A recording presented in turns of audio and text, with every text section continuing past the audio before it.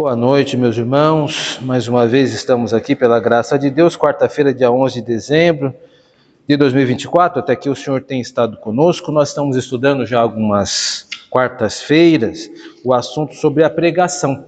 Embora nós estejamos falando sobre pregação bíblica, a ideia é que mesmo assim nós podemos usar alguns princípios daqui para pregar o evangelho, seja no trabalho, seja na escola, na universidade e até mesmo na família, nesse período de festa de Natal, de Ano Novo. Nós vamos encontrar vários familiares e, permitindo a situação, podemos usar algumas ideias aqui para aplicar uma pregação um pouco menos formal, para os nossos queridos familiares. Lembrando que o texto trata sobre a pregação da questão formal, mas podemos usar, como eu disse, para questões mais informais. Nós hoje vamos visitar dois artigos, um de Randall Robson, que é o organizador deste livro, A Arte e Ofício da Pregação, que é a qual nós estamos utilizando nessa última quarta-feira.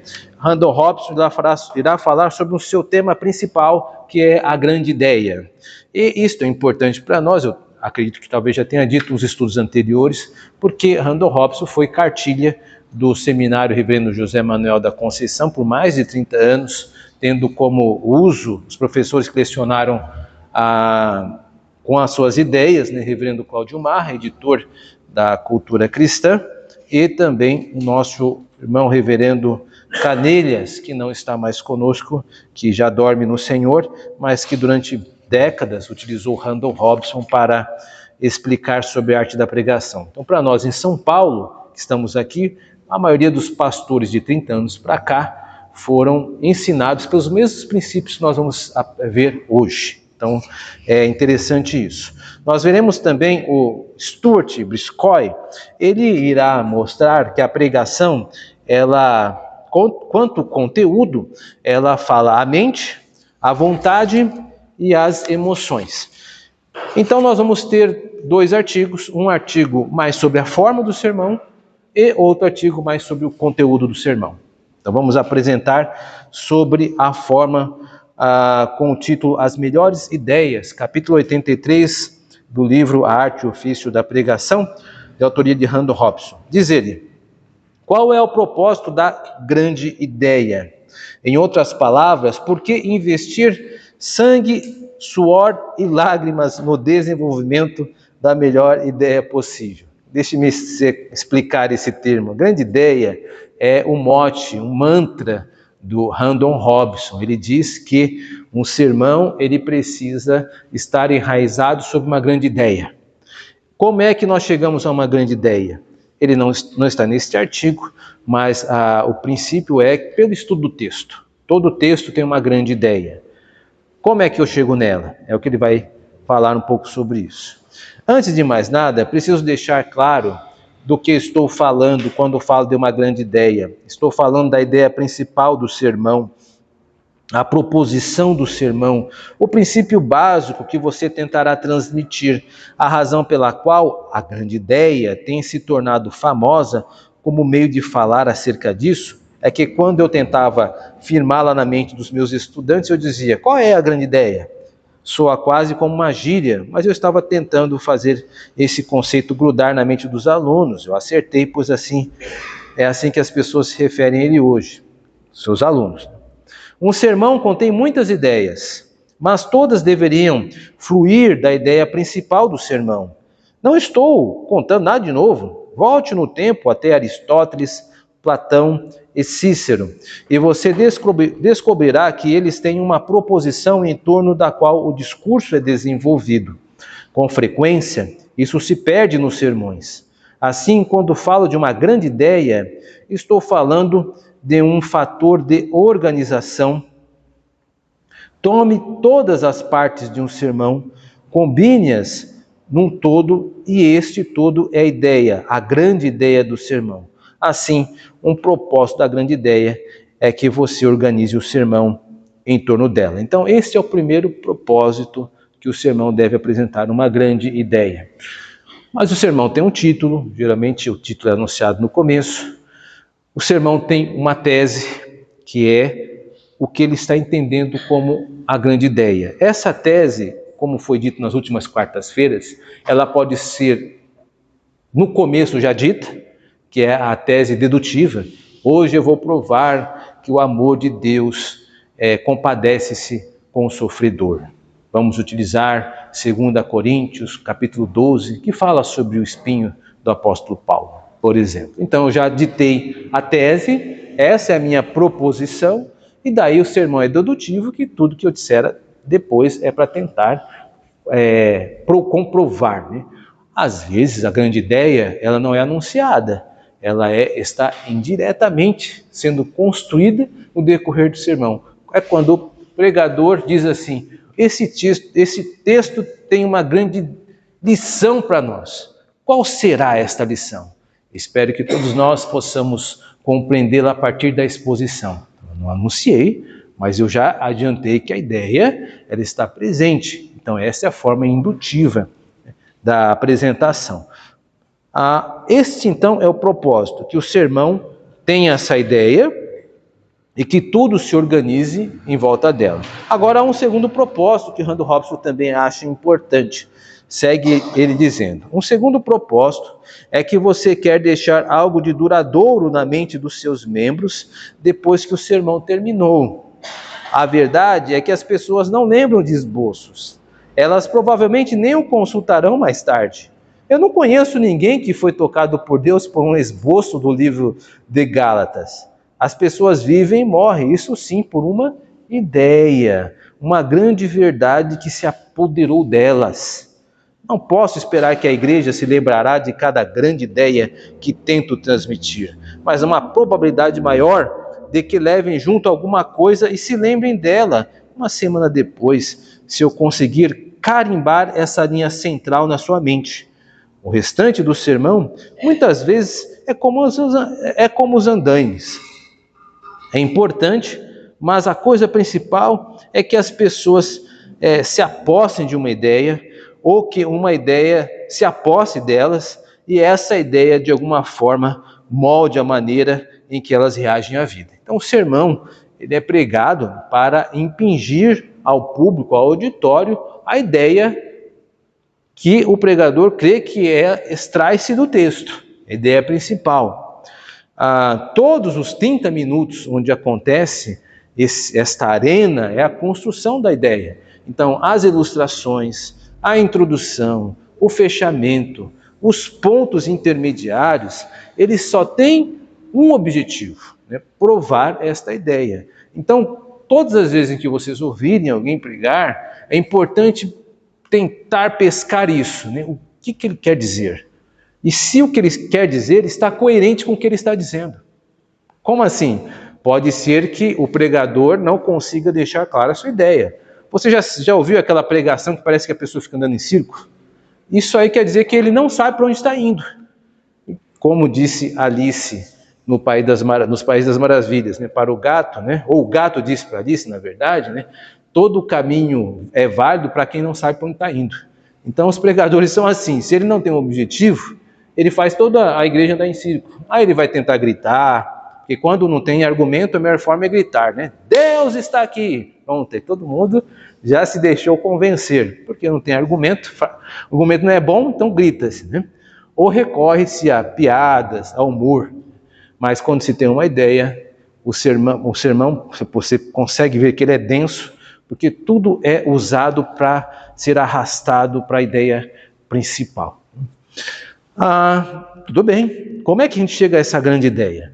Esta parte ela é um pouco mais densa. Vamos ler e tentar explicar aqui para ficar claro. Então, o segundo tópico dele, como desenvolver a grande ideia. A primeira parte desse desafio é perguntar: o que o autor está dizendo? A resposta precisa ser uma ideia completa. Não pode ser uma simples palavra. Chamamos isso de tópico. E o tópico é a resposta à pergunta. Do que o autor está falando? Você pode formular o tópico em termos de uma pergunta. Ou seja, você pode pregar um sermão sobre o perdão. Você pode, sim, pregar um sermão sobre por que devemos perdoar. Ou um sermão sobre como fazemos para perdoar outras pessoas. Ou ainda, quando devemos perdoar? Devemos fazer isso imediatamente? Devemos fazer isso quando outra pessoa pede perdão ou se arrepende? Quem deve perdoar? Uma dessas perguntas será predominante e você precisa refletir sobre isso. O que o autor bíblico está querendo dizer? Do que ele está falando? A segunda parte desse desafio é o que chamamos de complemento. Ela complementa o sujeito e responde à pergunta: o que esse autor está dizendo sobre o tópico de que ele está falando? Se o tópico é uma pergunta, então o complemento é uma resposta a essa pergunta. E os dois combinados formam a ideia. Então, uma tarefa que tenho é estabelecer isso, obter a percepção de que estou entendendo o texto e a ideia principal que o autor bíblico está tentando transmitir. Então veja, meus irmãos e irmãs, deixe eu tentar exemplificar isso com alguns textos bíblicos que os irmãos conhecem de cor. Por exemplo, o Salmo 23. Nós já falamos sobre ele algumas vezes, então ele nos ajuda aqui. O que o Salmo 23 se propõe a mostrar? O Salmo 23 se propõe a falar da pessoa de Deus, de um lado, e do outro lado, como o salmista vê a Deus. O que me fundamenta isso? As imagens que ele apresenta de Deus. Ele apresenta Deus na primeira estrofe como pastor, não é assim mesmo? O Senhor é o meu pastor, nada me faltará. No final do verso 3 e verso 4, Deus é apresentado como um guia, alguém que levará por uma caminhada escura, né? Ainda que eu ande pelo vale da sombra da morte, etc, etc. E lá, na altura do verso 6, Deus é apresentado como um anfitrião. Então o Salmo 23, ele é um texto que o autor está transmitindo como é Deus para ele. Também é possível olhar agora para o outro lado da corda, como o salmista se vê. Se Deus é visto como pastor, ele se vê como uma ovelha. Se Deus é visto como um guia, ele se vê como alguém que está numa jornada, um peregrino. Se Deus é visto como um anfitrião, ele é visto como um hóspede. Então, esta relação binária está presente no Salmo 23. Então, o que o autor está dizendo? E aí podemos formular, perceba que eu estou fazendo aqui uma flutuação. Eu não vou cravar uma determinada forma. Já está estabelecida que as ideias estão presentes. Eu preciso tentar catalisá-las em uma expressão. Ele está falando sobre a relação entre Deus e ele. Então eu posso dar um tema para o Salmo 23, né? Como Deus deve se apresentar para nós? O Salmo responde essa pergunta com essas imagens de Deus. Então, o Salmo 23, ele fala sobre a imagem de Deus. E como eu devo reagir a ela. Pronto. Qual que é o assunto do Salmo 23? O assunto é a imagem de Deus.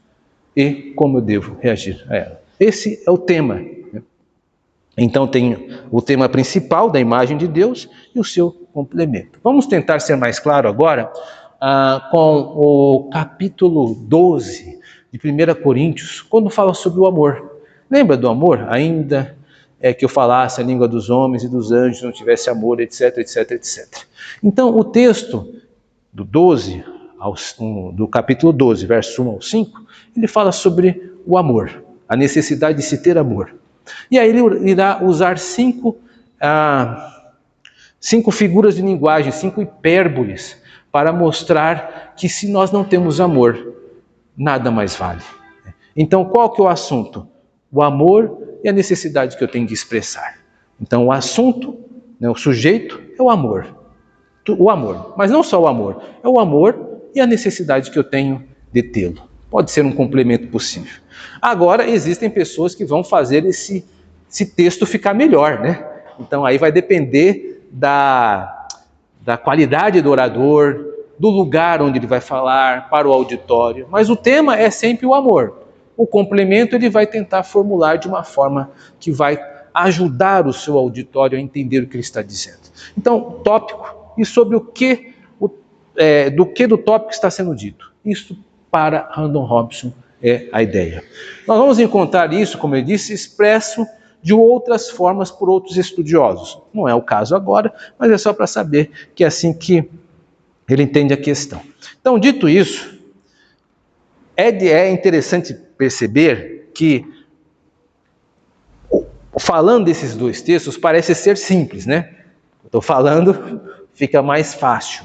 Mas e o que eu faço com as outras ideias? É o próximo tópico dele. Muito interessante essa explicação agora. Boas ideias e grandes ideias. Há muitas ideias na Bíblia, e contudo, nem todas as ideias são igualmente grandes. Há ideias gerais e abrangentes. Temos provavelmente só 8 ou 9 grandes ideias nas Escrituras. Ousado ele, né? Elas recorrem sempre de novo e se apresentam em diferentes moldes. Por exemplo, uma grande ideia na Bíblia é de que o justo viverá pela fé. Você encontra em Abacuque, você encontra 3 vezes no Novo Testamento.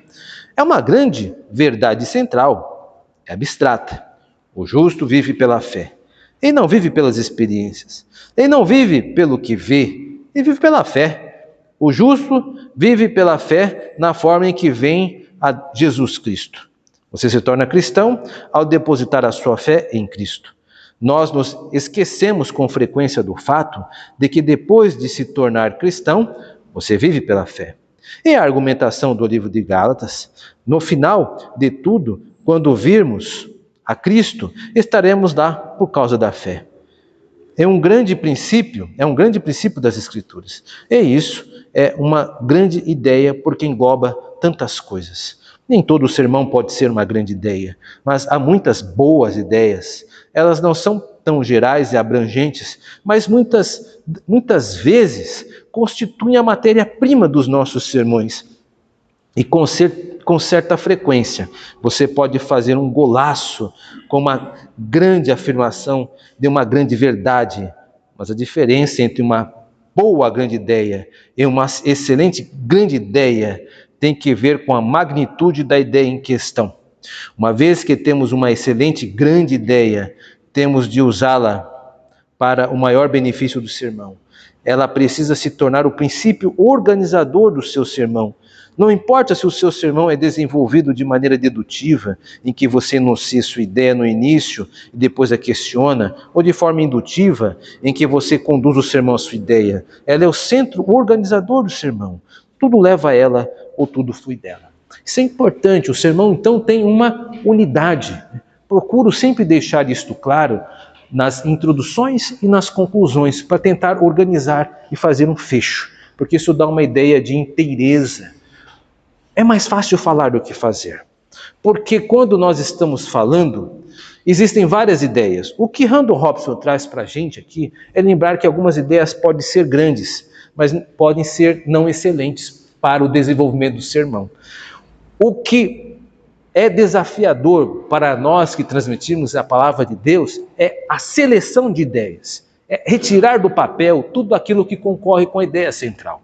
Às vezes pode-se ter uma grande explicação, uma grande ilustração, e por ser tão bonita, tem que se tirá-la do sermão.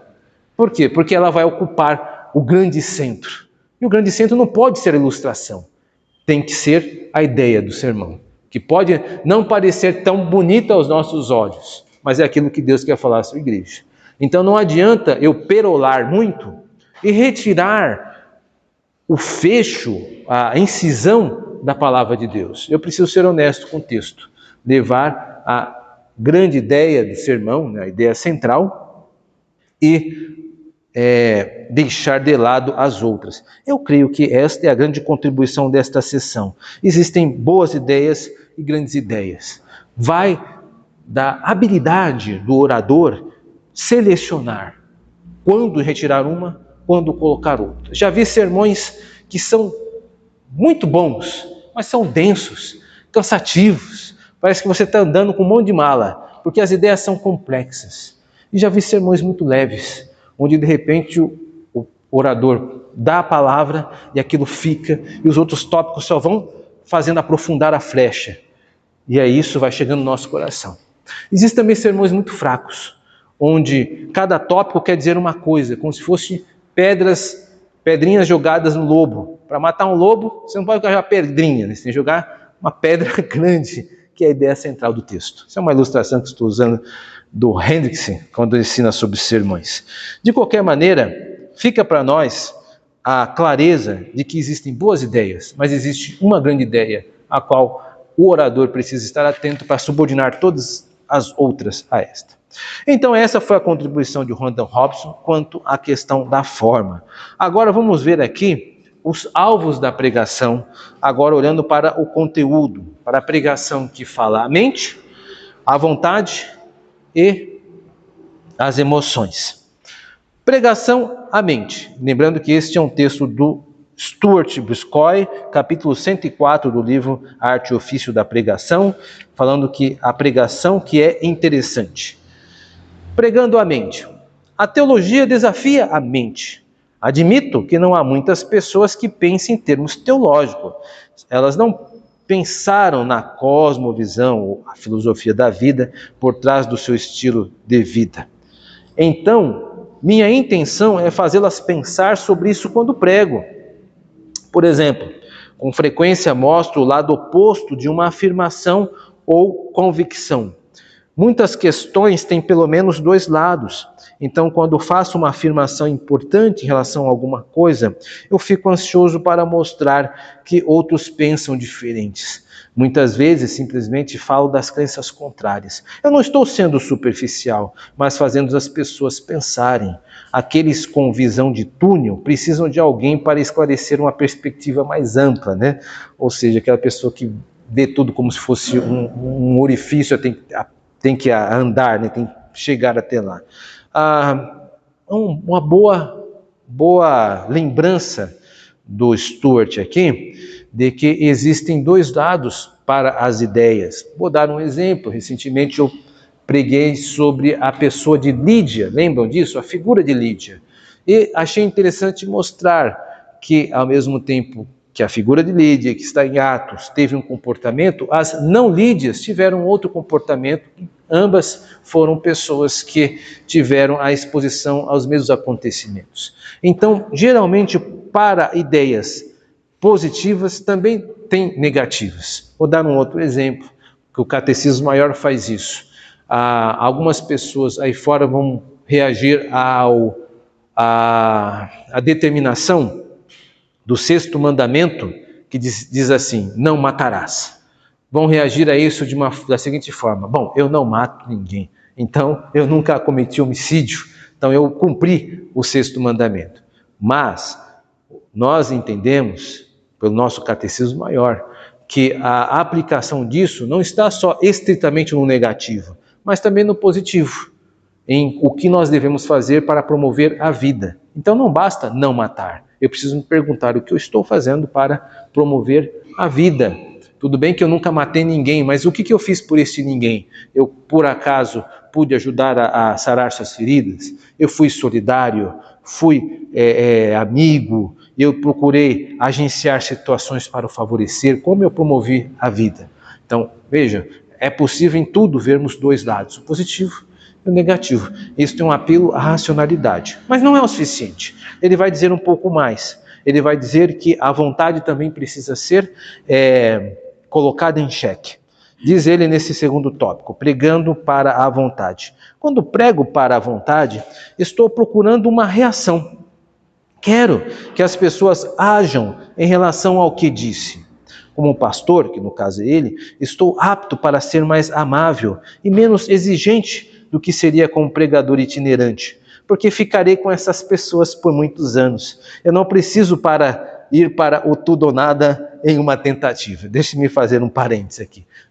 É uma piada muito comum, né? Quando convidamos pregadores para a igreja, e às vezes o pregador que vem, ele faz esse seguinte comentário: eu vou pregar hoje, às vezes falando comigo, Reverendo Ricardo, o senhor cuida dos estragos depois, tá? Eu falo, tudo bem. O problema é quando realmente isso acontece de fato, porque o pregador, ele só tem que dizer uma única vez numa festividade ou de aniversário, e aí ele fala as suas pérolas, né? E geralmente é o melhor sermão da sua lavra, obviamente, ninguém vai para uma festa com uma roupa já batida, você vai procurar levar o melhor sermão, e ele faz aquele espetáculo, né? O pastor, que é o do arroz e feijão, ele fica lá no seu lado ali, né, para fazer as honras, mas é o arroz e feijão que sustenta, tá, irmãos? Não é a mistura só, não. De qualquer maneira, ele diz algo verdadeiro. há um aspecto de que essas questões de novidade têm uma expressão que chama a atenção do tudo ou nada. E ele continua: geralmente estou procurando um movimento mínimo na direção certa, em vez de um passo gigantesco. Parece que a vontade das pessoas se move em pequenos incrementos. Então tento usar palavras e ilustrações que encorajem aquele movimento, mesmo que pequeno, na direção correta. Usei a palavra encoragem propositalmente. Geralmente as pessoas reagem melhor ao encorajamento do que ao desafio. A maioria das pessoas precisa de inspiração e coragem mais do que precisam de um chute no traseiro. Foi ele que disse isso, não eu. Então tento oferecer às pessoas saborosos pedaços do tamanho da sua boca para que os mastiguem. Por exemplo, quando preguei, com isso todos saberão que vocês são meus discípulos, se vocês se amarem uns aos outros. Ixi, começa a parte, né? Eu entendi o que eu fiz aqui. Me perdoe, irmãos. Eu devia ter parado. Vou voltar aqui. Devia ter parado no mastigue. Essa parte do por exemplo é um comentário, é um argumento secundário que vai gastar muita coisa, e por isso que eu tirei, mas não tirei o suficiente. Devia ter tirado mais para cima. O recorte foi errado. Então, ele falou assim, vamos ficar com essa última frase dessa parte. Então, tento oferecer às pessoas saborosos pedaços do tamanho da sua boca para que mastigue. Ou seja, ele é um orador que conhece o seu auditório e não exige muito dele. Então, é aquela pregação de tapinha nas costas. Ei, você foi bem hoje, graças a Deus por isso, pelo menos você veio para a igreja. Então, está vendo, né? Ele não ofereceu nenhum desafio, ele oferece um conforto, reconhecendo que você vem para a igreja. Ele não é aquele pregador que vai dizer, bom, você fez o mínimo, e daí? Não fez mais que a sua obrigação. Essa é uma afirmação bastante mais severa do que a anterior dele. Então ele está se colocando de uma forma muito honesta, ele usa encorajamentos. Esta é a ideia de oferecer um bolo, um saboroso pedaço de bolo do tamanho da boca da pessoa, do tamanho daquilo que ela pode fazer e não expor a grandes desafios. Essa é a estratégia dele. Eu mesmo não concordo com ele, mas é uma estratégia que funciona, porque vai dando tapinha nas costas das pessoas. Às vezes é útil. Depois que você bateu, é bom dar um tapinha, né? Então ele geralmente está recorrendo a isso. Então ele prega para a vontade, ele gosta de fazer com que as pessoas tenham disposição. Agora eu reservei o final, que é pregando as emoções. Eu creio que ele foi muito feliz aqui, porque pregar as emoções, às vezes nós pensamos em uma coisa muito piegas. Eu vou voltar nisso que eu quero dizer, mas vamos ver o que ele diz. Há certo tempo, estava pregando sobre Cristo sendo rejeitado. Um tema tão familiar, é matéria-prima para um sermão que produz bocejos. Então, como acrescentei interesse? Emoções. Contei a história das experiências pós-guerras de Winston Churchill. Sou um fã de Churchill e relembrei seu tremendo impacto durante a Segunda Guerra Mundial. Contei que, quando era pequeno, ouvi seu famoso discurso em um rádio com som repleto de estalos. Lutaremos contra eles nas praias, nunca nos renderemos. Todas aquelas bombas estavam caindo, e o som dos canhões antiaéreos e a luz ofuscante dos holofotes irrompiam a noite. A sua determinação, estilo bulldog, nos fez passar por aquele período horrível. Churchill era um homem do momento durante a guerra, mas, ao findar da guerra, uma eleição foi feita e, surpreendentemente, Churchill perdeu. Depois de tudo o que ele tinha feito, o povo britânico o tirou do governo. A congregação parecia chocada quando os relembrei daquele pouco de história. Então disse calmamente, ele era um homem acabado. Por um momento, só deixei por isso. Enquanto aquele pensamento os perturbava, eles sentiram de maneira profunda o significado da rejeição. Cativei suas emoções. A rejeição a Churchill realmente os incomodou. A partir daí, foi um pequeno passo para levar aqueles sentimentos à rejeição, manifesta por Jesus Cristo. Alguém certamente se opôs ao fato de que podemos nos relacionar às emoções à custa da mente, mas isso não é meu problema. Não estou tão inclinado a manipular as emoções das pessoas quanto estou para esquecê-las. Uma questão puramente intelectual pode ficar extremamente árida, mas as emoções acrescentam vida. As emoções levam as pessoas a reagir. Pessoas se identificam com elas. Então nós estamos aqui diante de um homem que sabe manipular emoções. Ele está dizendo aqui que não é tão ruim. Há quem não goste, no final ele faz esse acréscimo. Mas ele diz que prefere reconhecer e usar do que ignorar e transformar um sermão em algo muito seco, muito árido, muito intelectualizado, né? Fica um pouco presunçoso, aparentemente. O apelo à vontade é importante. Então, ele se coloca como um orador que transforma a emoção como sua matéria-prima, mas olha que interessante, sem arrombos. Ele não está dizendo que você deve dar um toque de emoção, simplesmente aquela emoção piegas que eu falei no início. O que é a emoção piegas? Aquele olhar tristonho. Oh, irmãos, tenha fé, tenhamos fé. Muito bem. E aí? Só isso? Então, esse tipo de brado é um investimento emocional baixo. Ele fez todo um trabalho, né? Ele criou um homem, Churchill, uma figura histórica, ele recortou essa figura, trouxe para o seu sermão e manipulou esta figura a fim de causar uma emoção e associar a Jesus Cristo. Olha, isso é sofisticado, porque quem conhece um pouco de história sabe que Winston Churchill volta ao governo. Ele foi realmente deixado de lado. Por um breve momento o parlamento fez isso, mas ele ainda será o primeiro-ministro na época de Elizabeth II, por exemplo. Então, foi momentâneo. Ele ocultou esse detalhe da congregação. Então, ele manipulou situações históricas para envolvimento emocional. Ele foi um hábil articulador de emoção. Talvez desonesto? Não necessariamente. O sermão tem a ver com a transmissão de ideia e não necessariamente com fidelidade histórica. Ele não precisava fazer uma biografia de Winston Churchill. Mas notem, irmãos, que ele usou todo o material disponível, e não simplesmente gritos de ordem, né, para a congregação. Então ele usou a emoção com primor.